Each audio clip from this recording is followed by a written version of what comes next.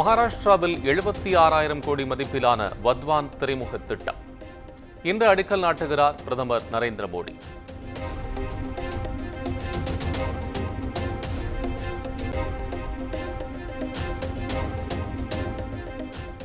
San பிரான்சிஸ்கோவில் நடைபெறும் முதலீட்டாளர் மாநாட்டிற்காக தயாராகிறேன். உடற்பயிற்சியுடன் இன்றைய நாள் இனிதே தொடங்கியதாக முதலமைச்சர் மு.க.ஸ்டாலின் எக்ஸ் தளத்தில் பதிவு.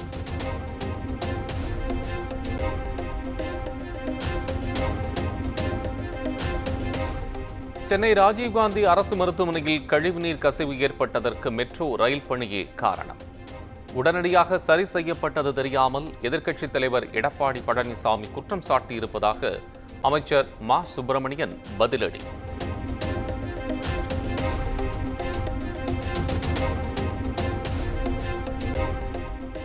சென்னையில் ஒரே நாளில் 25 சென்டிமீட்டர் மழை பெய்தாலும் தண்ணீர் தேங்காது.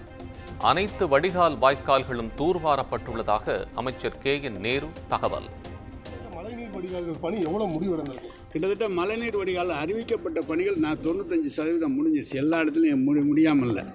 ஒரு 20 சென்டிமீட்டர் 25 சென்டிமீட்டர் சாதாரண எப்பவும் பெய்கிற மழை பெஞ்சு.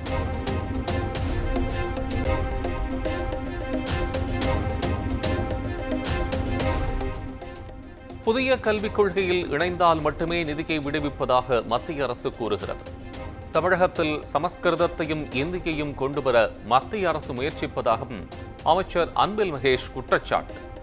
நிதி ஒதுக்கீடு செய்வதும் மற்ற மொழிகளுக்கெல்லாம் கம்மியான நிதி ஒதுக்கீடு செய்வதிலிருந்தே அவங்களுடைய பாகுபாடை நம்மால் உணர முடிகின்றது. மொழிக் கொள்கை என்று வரும்பொழுது நான் ஏற்கனவே பல இடங்களில் சொன்னதான், தமிழ்நாட்டை பொறுத்த வரைக்கும் நீங்கள் மொழியில கை வைப்பது என்பது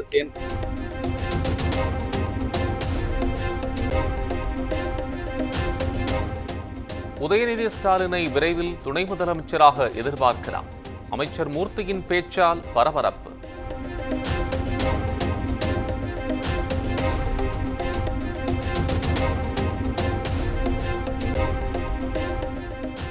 சென்னையில் நாளை நடைபெறுகிறது ஃபார்முலா 4 கார் பந்தயம். உயர்நீதிமன்றம் அனுமதி வழங்கிய நிலையில் போக்குவரத்து மாற்றம் செய்யப்பட்டு ஏற்பாடுகள் தீவிரம்.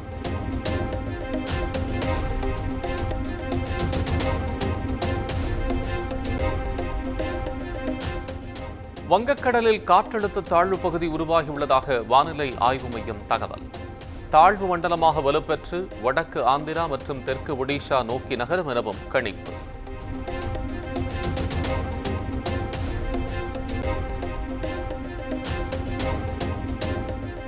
சிலை கடத்தல் தடுப்பு பிரிவு முன்னாள் ஐஜி பொன் மாணிக்கவேல் முன்ஜாமீன் கோரிய வழக்கில் இன்று தீர்ப்பு. ஜாமீன் வழங்குவது குறித்து சிபிஐ பதிலளிக்கவும் உயர்நீதிமன்ற மதுரை அமர்வு உத்தரவு.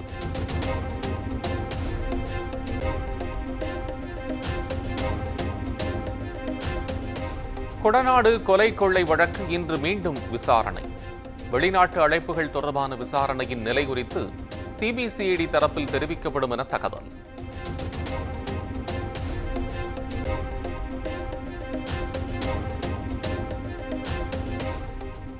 கொடியேற்றத்துடன் தொடங்கியது வேளாங்கண்ணி புனித ஆரோக்கிய மாதா பேராலய ஆண்டு விழா. கொடியேற்ற நிகழ்ச்சியில் லட்சக்கணக்கானோர் பங்கேற்று பிரார்த்தனை. மாஞ்சோலை தேயிலை தோட்ட தொழிலாளர்களுக்கு உரிய நிவாரணம் வழங்க உத்தரவிடக் கோரிய வழக்கு. வனம் தொடர்பான வழக்குகளை விசாரிக்கும் அமர்வுக்கு மாற்றி உயர்நீதிமன்ற மதுரை அமர்வு உத்தரவு.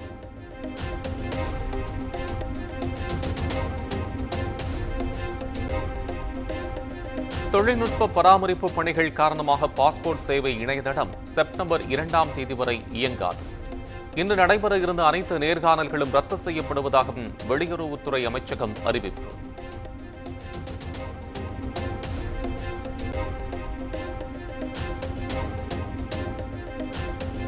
வயநாடு நிலச்சரிவு நிவாரண நிதியை வாங்க 58 குடும்பத்தைச் சேர்ந்த வாரிசுகள் யாரும் இல்லை.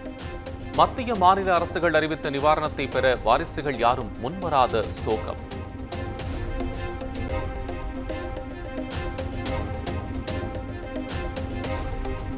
கேரளாவில் இன்று முதல் 4 நாட்களுக்கு கனமழைக்கான ஆரஞ்ச் அலர்ட்.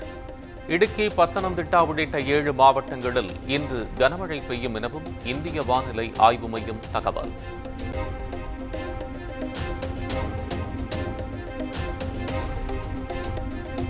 பாரிஸில் நடைபெற்று வரும் பாராலிம்பிக் போட்டி ஒரு புள்ளியில் உலக சாதனையை தவறவிட்ட இந்திய வில்வித்தை வீராங்கனை ஷீத்தல்.